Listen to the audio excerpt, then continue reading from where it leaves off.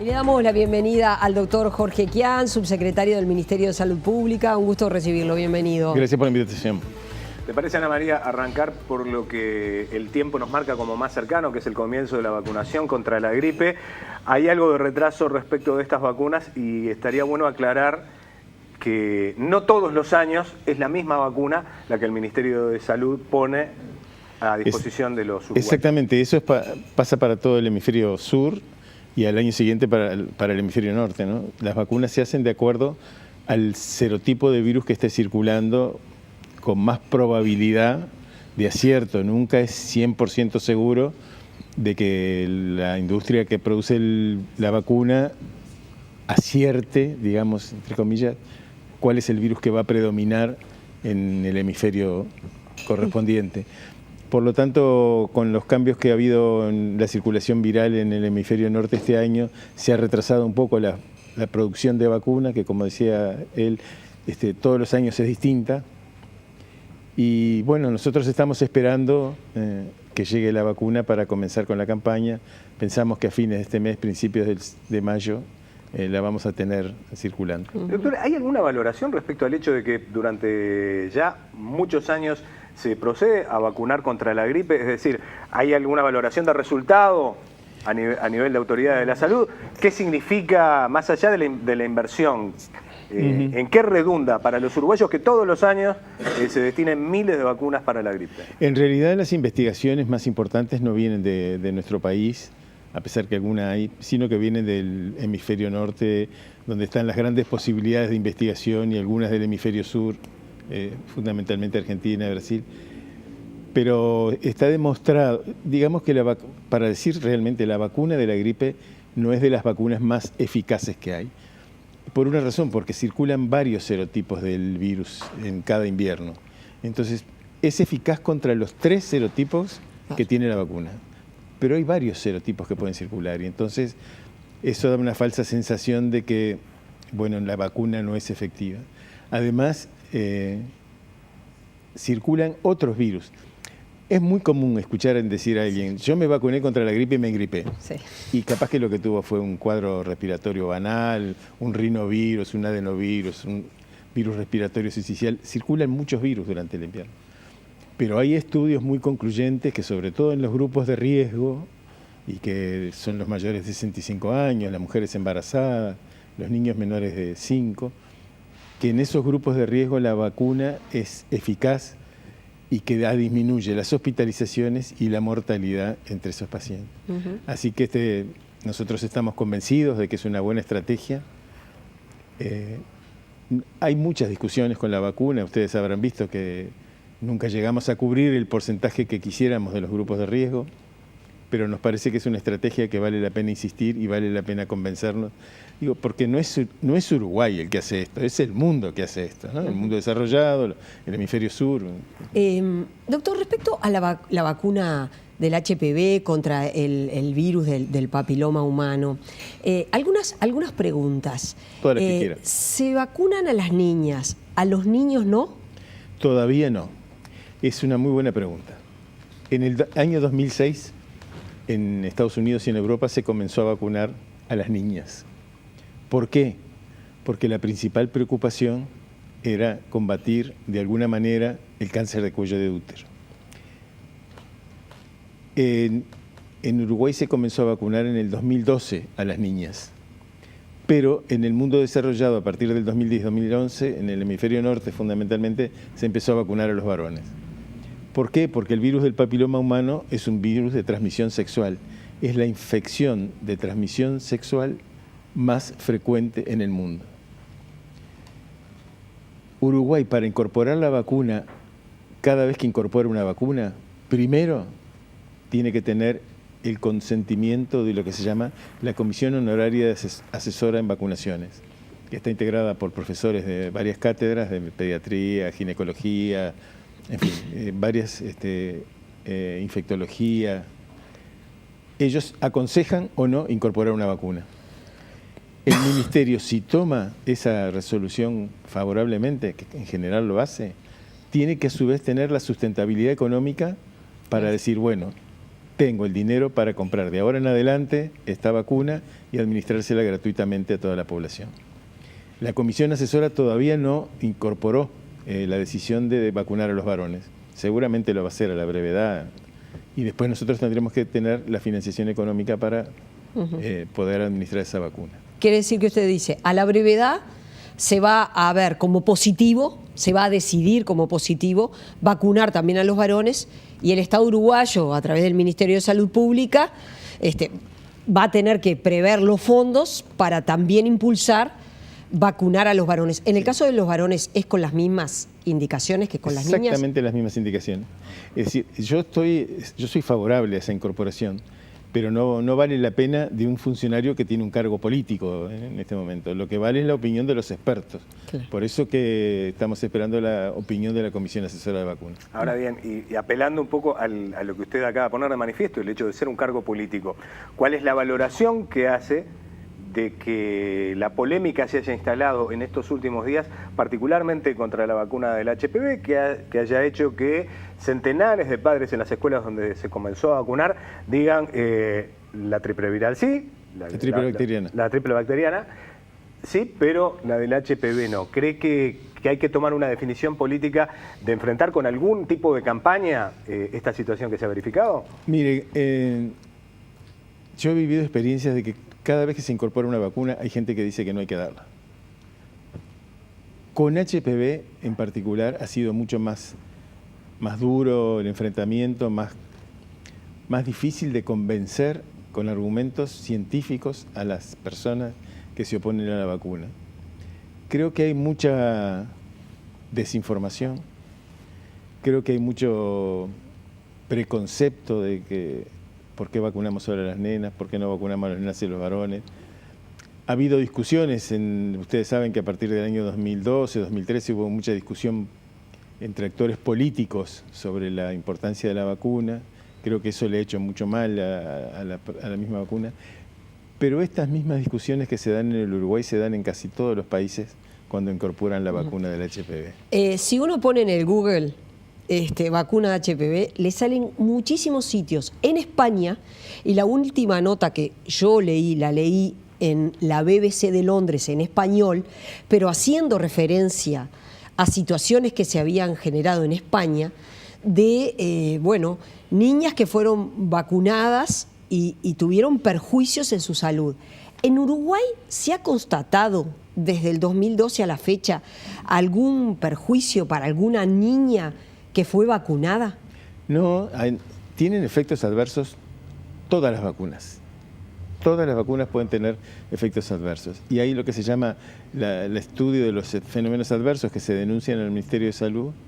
Y la verdad que han habido para HPV, como para las otras vacunas, algún efecto adverso, pero que significan o fiebre elevada, malestar persistente, náuseas, vómitos. Yo también he leído esos artículos que salen pero yo me parece, y lo digo con mucho cuidado y con mucho respeto, que hay que basarse en la ciencia, en lo científico, para decir esta vacuna tiene tal problema o no tiene tal problema. Se han dado más de 200 millones de dosis de la vacuna de HPV en el mundo. ¿Habrá habido algún efecto severo adverso? Sí, seguramente que sí, pero con todas las vacunas pasa eso. Cuando se dan millones, siempre hay algún efecto adverso severo. Claro, pero el resultado estaría bueno tener un número para comparar, ¿no? Es decir, la cantidad de efectos adversos con esta vacuna para con otra. Claro, pero lo que no dice nadie es que esta vacuna es una estrategia más dentro de lo que quiere ser una estrategia para disminuir los cánceres provocados o relacionados, si se quiere mejor la palabra, con el virus del papiloma humano. Está demostrado, absolutamente demostrado, que en el 99.9% de los cánceres de cuello uterino está presente el virus del papiloma humano.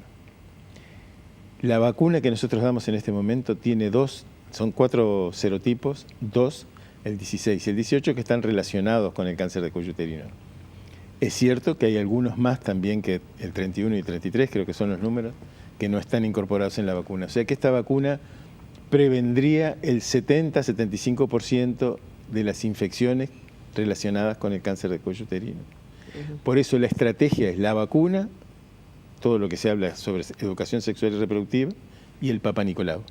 A nosotros nos gusta mucho un anuncio que hay en alguno de los boliches del viejo continente que dice: mamá, yo me vacuné, ¿tú te hiciste el PAP?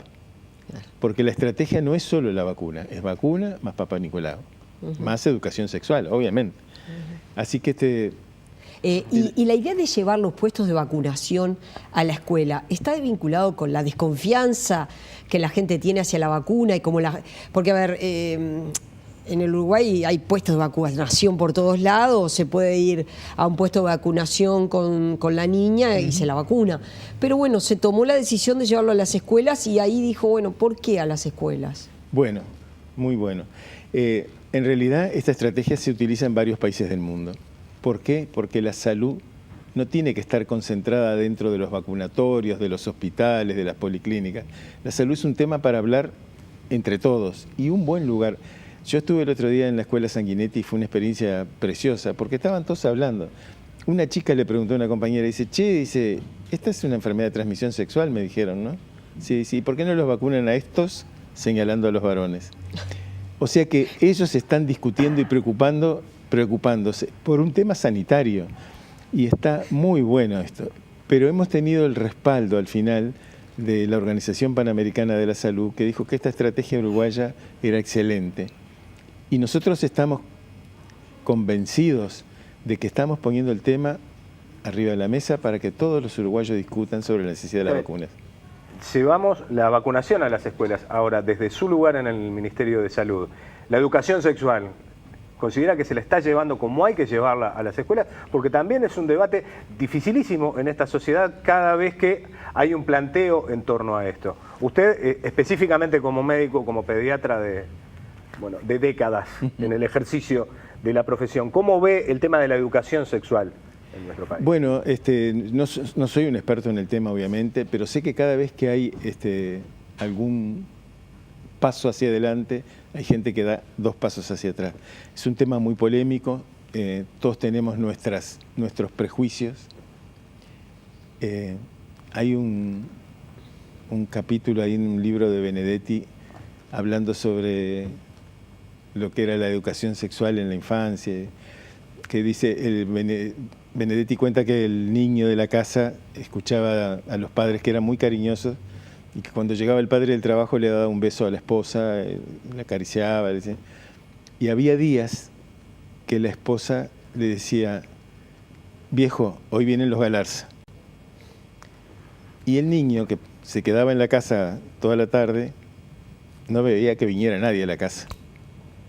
Aprendió después de muchos años que los Galarza eran un grupo de colorados, del Partido Colorado, que siempre que actuaban en alguna revuelta, la sangre rodaba por el piso. Era un aviso que le daba la señora al marido que estaba menstruando y que ese día no podían tener relaciones.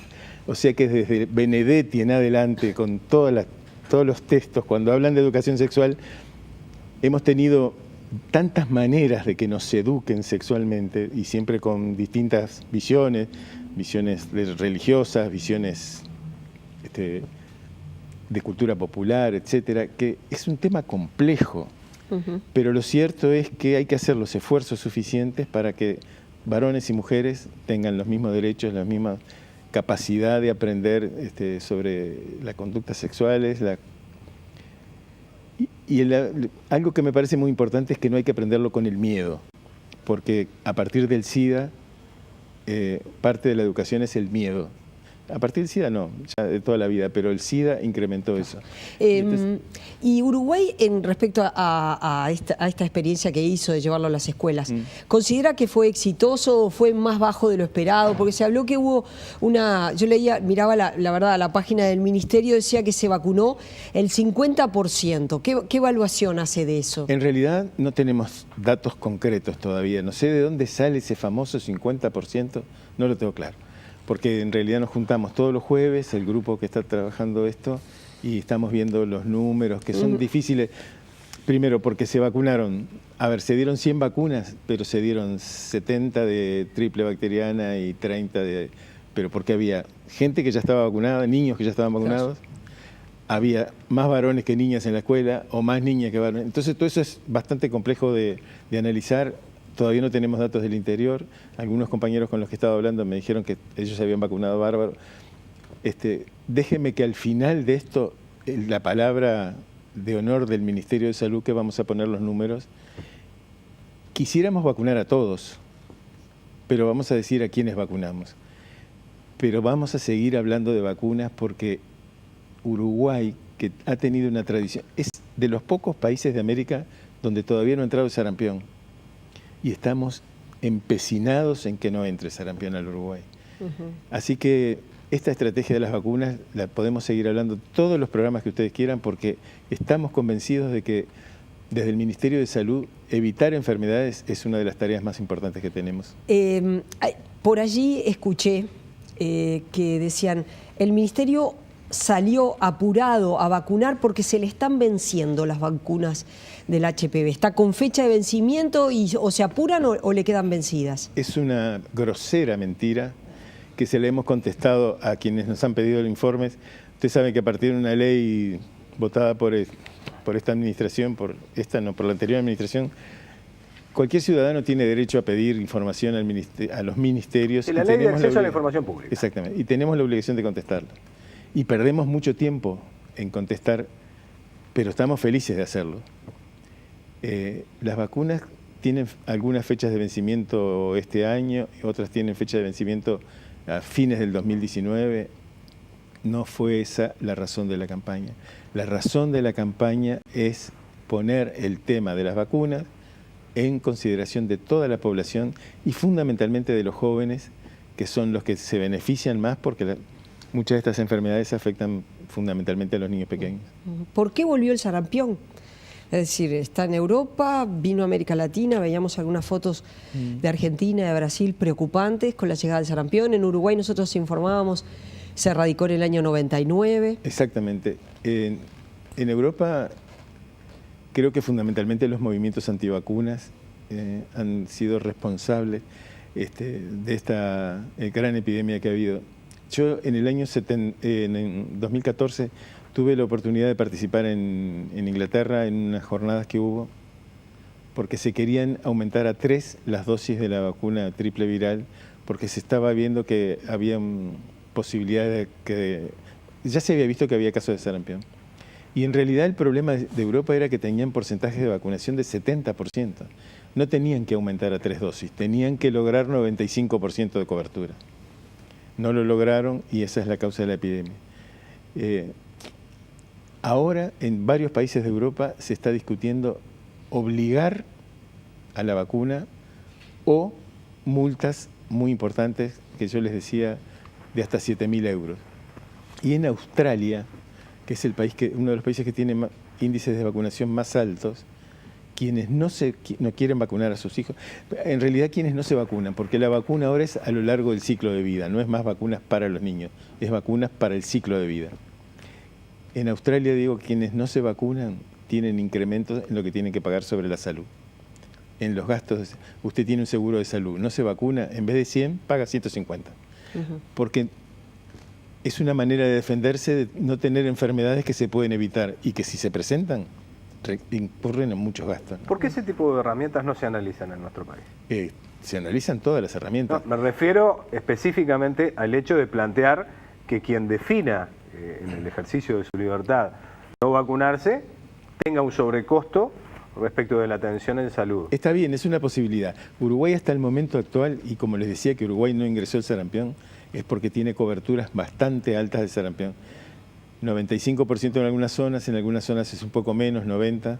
Pero bueno, antes de multar o de poner incrementos en las cuotas, etcétera, nos parece que tratar de convencer, y vuelvo a la campaña de las escuelas, tratar de convencer, creo que en medicina todo lo que pueda hacer a través del convencimiento es lo preferible. Digo, yo no quiero que me saquen sangre sin explicarme para qué me sacan sangre, de qué me voy a beneficiar yo si me sacan sangre, quiero que me lo explique el médico. Bueno, y cuando me voy a vacunar, también quisiera que me expliquen por qué.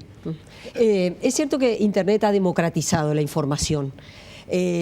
Quizás se puede atribuir como los bemoles que trae es que ha ganado también en la gente mucha desconfianza. ¿Cuánto el sistema médico tiene responsabilidad de que la gente no les tenga confianza. Porque es muy fácil decir hay un movimiento, de pronto un movimiento antivacunas o la gente no se quiere vacunar. ¿Cuánto verdaderamente también el sistema tiene responsabilidad de que la gente ya no les tenga confianza? Es posible, es muy posible.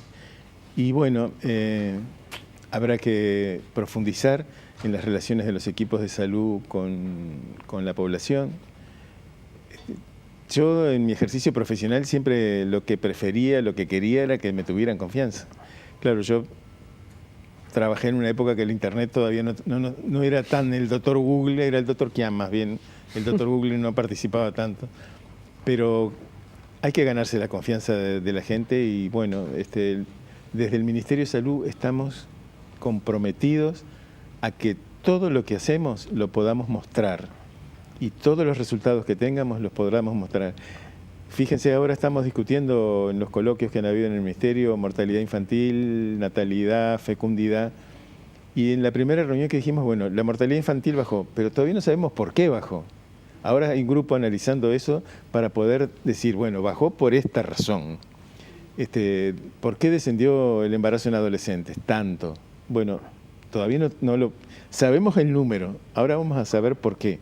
Bueno, hay grupos discutiendo eso. Y con todo queremos que sea así, una política transparente para tratar de que la confianza en el sistema sanitario es un pilar fundamental para tener un buen sistema sanitario. Doctor, me quiero quedar un poquitito con eso y le pido muy brevemente porque ya nos avisan que tenemos que terminar. Pero este año se está hablando de que el invierno va a ser bastante más crudo que el año pasado. En su experiencia, un invierno crudo sobre esa población vulnerable que aún tiene este país, ¿puede hacer que las cifras del año que viene en mortalidad infantil puedan tener un pequeño avance respecto a lo que tuvieron este año, por ejemplo? Es una posibilidad. Los números son muy pequeños y pequeñas variaciones pueden, pero lo importante es la tendencia. La tendencia es absolutamente demostrativa de que el sistema sanitario le está dando... el sistema sociosanitario le está dando respuestas adecuadas al país.